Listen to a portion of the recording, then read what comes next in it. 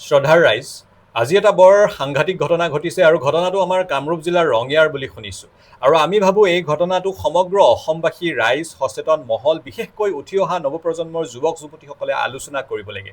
ক্ষন্তেক সময় আগতে নিউজ এটাত পালোঁ যে আমাৰ ৰঙিয়াৰ কেইগৰাকীমান যুৱকে এটা মছজিদৰ ভিতৰত প্ৰৱেশ কৰি তাত থকা দুখনমান সেউজীয়া পতাকাক তেওঁলোকে পাকিস্তানৰ পতাকা বুলি ভাবি, পাকিস্তানৰ পতাকা বুলি খুব আত্মবিশ্বাসেৰে কৈ কেমেৰাৰ সন্মুখত কথা বতৰা কৈছে। তাৰ পাছত সেই যুৱক কেইগৰাকী বিদ্যালয় এখনলৈ গৈছে, তাতো তেওঁলোকে একেধৰণৰ পতাকাক পাকিস্তানৰ পতাকা বুলি কৈ কেমেৰাৰ সন্মুখত প্ৰতিবাদী কথা বতৰা কৈছে। যদিও বহুতে সেই নিউজটোত তেওঁলোকক বুৰ্বক বুলি কমেণ্টত লিখিছে, কিন্তু কথাটো সিমানতে সীমাবদ্ধ নহয়। এই ঘটনাটোৱে বহুত ডাঙৰ চিন্তাৰ কাৰণ যোগাইছে যে আমাৰ যুৱক যুৱতীসকল কিমান বেছি পৰিমাণে পথভ্ৰষ্ট, দিগভ্ৰষ্ট, বিবেকভ্ৰষ্ট, নিবনুৱা নাইবা বেছি পৰিমাণে বিপথে পৰিচালিত হৈ থাকিলে এনেধৰণৰ কৰ্মকাণ্ডত লিপ্ত হ'ব পাৰে। ভাৰতবৰ্ষৰ সন্মানীয় প্ৰধানমন্ত্ৰী নৰেন্দ্ৰ মোদী ডাঙৰীয়াও ৰেলগাড়ী এখন উদ্বোধন কৰোঁতে গ্ৰীণ ফ্লেগ ইউজ কৰে। এতিয়া এই যুৱক যুৱতীসকলক, যিসকল আমাৰ মাজৰে একোগৰাকী হয়, তেওঁলোকক ইমান বেছি পৰিমাণে ব্ৰেইনসমূহত গ্ৰীণ কালাৰটোৰ প্ৰতি তেওঁলোকৰ ঘৃণা উপজাই পেলোৱা হৈছে, মিছলিড কৰা হৈছে যে সেই প্ৰধানমন্ত্ৰী ডাঙৰীয়াৰ হাতত থকা গ্ৰীণ ফ্লেগো তেওঁলোকে পাকিস্তানৰ পতাকা বুলি কৈ দিব।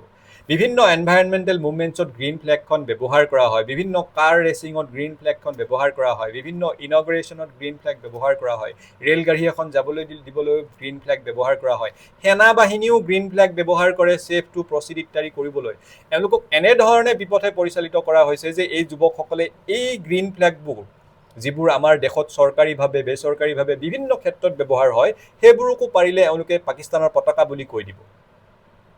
গতিকে এইটো এটা বহুত ডাঙৰ চিন্তাৰ কাৰণ হৈছে। এই যুৱক যুৱতীসকলক এতিয়া কোনে বুজায় যে গ্ৰীণ কালাৰটো অইন কালাৰৰ নিচিনা এটা কালাৰ হয়। গোটেই বিশ্বত গ্ৰীণ ৱৰ্ল্ডৰ কথা কোৱা হৈছে, গ্ৰীনাৰীৰ কথা কোৱা হয়, গ্ৰীণ ছিগনেলৰ কথা কোৱা হয়। আমাৰ ভাৰতবৰ্ষৰ ৰাষ্ট্ৰীয় পতাকাখনতো গ্ৰীণ আছে, যি নেকি সমৃদ্ধি, বিশ্বাস, উৰ্বৰতা আৰু মাটিৰ লগত থকা সম্বন্ধ বুজায়। ঠিক একেধৰণে বিভিন্ন ধৰ্মীয় উৎসৱ পাৰ্বণত যেনেধৰণে ব্যৱহাৰ কৰা হয়, ইছলাম ধৰ্মাৱলম্বী লোকসকলৰ কাৰণেও গ্ৰীণটো এটা ফেভাৰেবল কালাৰ আৰু উৎসৱ পাৰ্বণত ব্যৱহৃত হয়। এতিয়া প্ৰতিটো গ্ৰীণ কালাৰ থকা প্ৰতিখন গ্ৰীণ ফ্লেগ যে পাকিস্তানৰ ফ্লেগ নহয়, সেইটো সামান্য গুগলত মাৰি চালে গম পোৱা যায়। এই কথাটো এইসকল আমাৰ মাজৰ যুৱক যুৱতী কোনে বুজাব? যদি আজি তাত সাম্প্ৰদায়িক সংঘৰ্ষ হৈ গ'লহেঁতেন, ভাৰতবৰ্ষৰ যিটো আটাইতকৈ ডাঙৰ শক্তি, যুৱ শক্তি, আমাৰ যুৱক যুৱতীসকলৰ চাইণ্টিফিক টেম্পাৰামেণ্ট তেওঁলোকৰ গ্ৰ' কৰি তেওঁলোকক দেশৰ উন্নয়নত ব্যৱহাৰ কৰিব লাগে, যাতে আমি চীন দেশ আৰু আমেৰিকাতকৈ আগবাঢ়ি যাব পাৰোঁ। কিন্তু আমাৰ এই যুৱক যুৱতীসকলক হোৱাটছএপ ইউনিভাৰ্চিটিৰ পৰা আৰম্ভ কৰি বিভিন্ন মিছলিডিং তথ্য, বিভিন্ন ভুৱা কথা বতৰা, বিভিন্ন পয়জনাছ, বিভিন্ন বিষাক্ত বস্তু তেওঁলোকৰ ব্ৰেইনবোৰত ভৰোৱাই ৰখা হৈছে, যাতে সেইবোৰ তেওঁলোকক ব্যৱহাৰ কৰি সাম্প্ৰদায়িক সংঘৰ্ষ লগোৱাব পাৰে, ৰাজনৈতিক লাভালাভৰ অংক কৰিব পাৰে, সমাজখন বিশৃংখল কৰি ৰাখিব পাৰে, অশান্তি সৃষ্টি কৰি ৰাখিব পাৰে। এনেধৰণে আমাৰ যুৱক যুৱতীসকলক যেতিয়া বিপথে পৰিচালিত কৰা হৈ আছে, এইবোৰে সচেতন মহলক, যুৱ প্ৰতিনিধিসকলক বৰকৈ চিন্তাত পেলাইছে আৰু এই ঘটনাবোৰ আলোচিত হ'ব লাগে। আৰু সেই কেইগৰাকী আমাৰ যুৱ বন্ধুক মই ক'ব বিচাৰোঁ যে গ্ৰীণ ফ্লেগ মানে পাকিস্তানৰ ফ্লেগ নহয়। গ্ৰীণ ফ্লেগখন ভাৰতবৰ্ষৰ সন্মানীয় প্ৰধানমন্ত্ৰী নৰেন্দ্ৰ মোদীৰ হাততো বহু ক্ষেত্ৰত আপোনালোকে দেখিব, সেনা বাহিনীৰ হাততো দেখিব, গাড়ীত দেখিব, বিভিন্ন ক্ষেত্ৰত গ্ৰীণ ফ্লেগখন ব্যৱহাৰ কৰা হয়।